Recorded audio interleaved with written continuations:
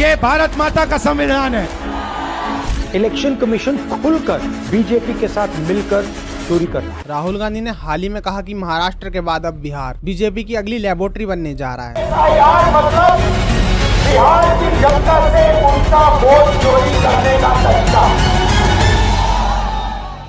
उनका आरोप है कि यानी स्पेशल इंटेंसिव रिवीजन असल में बिहार की जनता से उनका वोट छीनने का तरीका। सोचिए जरा, अगर आरोप में थोड़ी सी भी सच्चाई हुई तो ये हमारे लोकतंत्र पे कितना बड़ा धब्बा होगा। आप वोट डालने जाते हो और आपके वोट की कोई कीमत ही नहीं रह जाती। क्या ये हमारे देश की डेमोक्रेसी के लिए सबसे बड़ा कलंक नहीं है? और अभी हाल ही में एक महिला सामने आती है और कहती है कि हमारे परिवार के 6 वोट काट दिए गए हैं। हमारा नाम है रंजू देवी, नौहट्टा प्रखंड से आया हूँ, चफला गांव से। पति के नाम है सुधीर राम। हमारे वोटर लिस्ट में हमारे घर के परिवार के 6 गो के नाम कट गया है। आप पहले थे उस पे? जी पहले थे।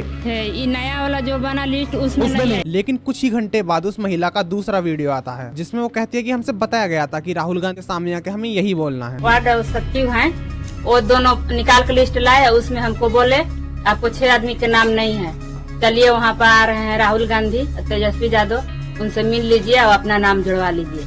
तो हम लोग देहात के औरत हैं, गंवार लोग हैं, जो जैसा कहता है वही न सुनेंगे। तो अब सवाल ये है, क्या ये सच में वोट चोरी है या फिर एक चुनावी स्टंट?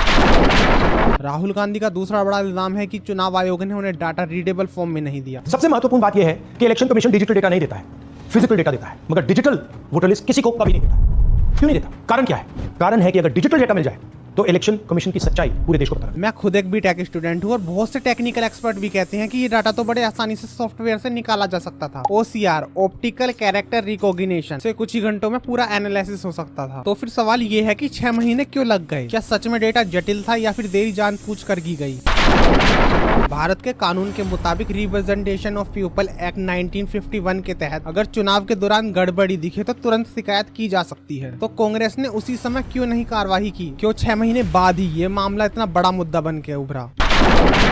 कर्नाटक की महादेवपुरा सीट पर राहुल गांधी का आरोप है कि 1 लाख फर्जी वोटर मिले। एक ही पते पर दर्जनों लोग रजिस्टर्ड और एक ही व्यक्ति के कई इपिक नंबर। लेकिन वहीं दूसरी तरफ खुद कई लोग सामने आकर कह रहे हैं, हाँ नाम कई बार रजिस्टर्ड हुआ पर वोट सिर्फ एक बार दिया। In your 1-hour-long press conference, you claimed that I, Gurkirat Singh Dung, voted 4 times. You even said you spent 6 months researching this. If that is true, I would expect you to have checked the CCTV footage of the polling booths, matched signatures in the voter registers, but clearly you did not. Because if you had, you would know the truth.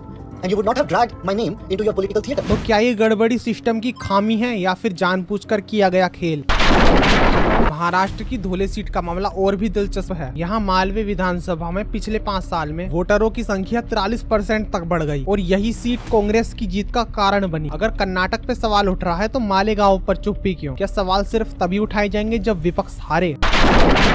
इसी वजह से चुनाव आयोग ने बिहार में special intensive revision चलाया। मृत लोगों के नाम पर कटे गए डुप्लीकेट वोट हटाए गए। कई लोग मानते हैं कि ये एक सुधारात्मक कदम था जिसे सराहना चाहिए, लेकिन राजनीति में इसे भी एक वोट चोरी का नया तरीका बताया गया। राकेश जी, SIR मुद्दे को लेकर आपका क्या मानना है? ठीक है या गलत? तो सरकार इलेक्शन कमीशन तो अच्छा काम किया है।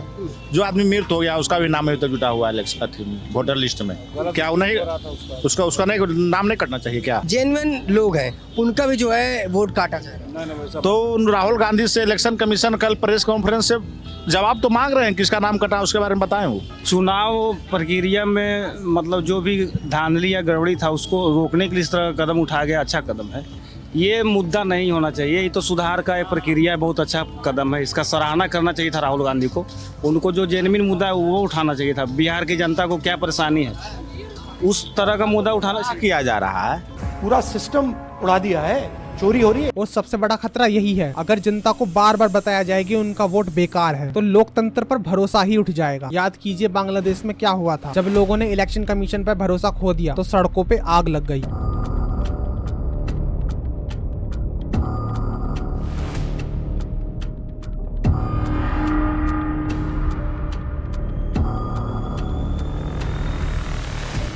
क्या हम भारत में वही दोहराना चाहते हैं? कांग्रेस का इतिहास भी सवालों पर भरा है। 1975 का इमरजेंसी, 1987 का जम्मू कश्मीर चुनाव, जब विपक्ष ने कहा कि कांग्रेस और नेशनल कॉन्फ्रेंस ने धांधली की, तो आज जब वही कांग्रेस चुनाव आयोग पर इल्जाम लगाती है तो जनता को यह भी याद आता है कि उनकी अपनी साख कितनी पारदर्शी रही है। दोस्तों सवाल राहुल गांधी या बीजेपी का नहीं है, सवाल है भारत के लोकतंत्र पे जनता का भरोसा। चुनाव आयोग को लगातार मजबूत करना होगा। बैलेट पेपर से ईवीएम और फिर वीवीपैट, ये सब उसी पारदर्शिता की कोशिश का हिस्सा है। हमें राजनीति के शोर से हटकर असली मुद्दे पर ध्यान देना होगा कि हमारा वोट सच में मायने रखता है। तभी हम कह पाएंगे कि भारत दुनिया का सबसे बड़ा लोकतंत्र है। अगर आपको लगता है कि ये मुद्दा गंभीर है तो इस वीडियो को शेयर कीजिए और कमेंट में अपनी राय बताइए। वोट चोरी सच है या सिर्फ राजनीति? अगर आपको ये वीडियो पसंद आया तो इस वीडियो को एक लाइक कर दीजिए। अगर आप इस चैनल पे पहली बार आए हैं तो सब्सक्राइब कर लीजिए। साइड में बेल आइकन आएगा, उसे भी दबा लीजिएगा हमारी वीडियोस को सबसे पहले देखने के लिए। मिलते हैं नेक्स्ट वीडियो में, तब तक के लिए take care and bye bye.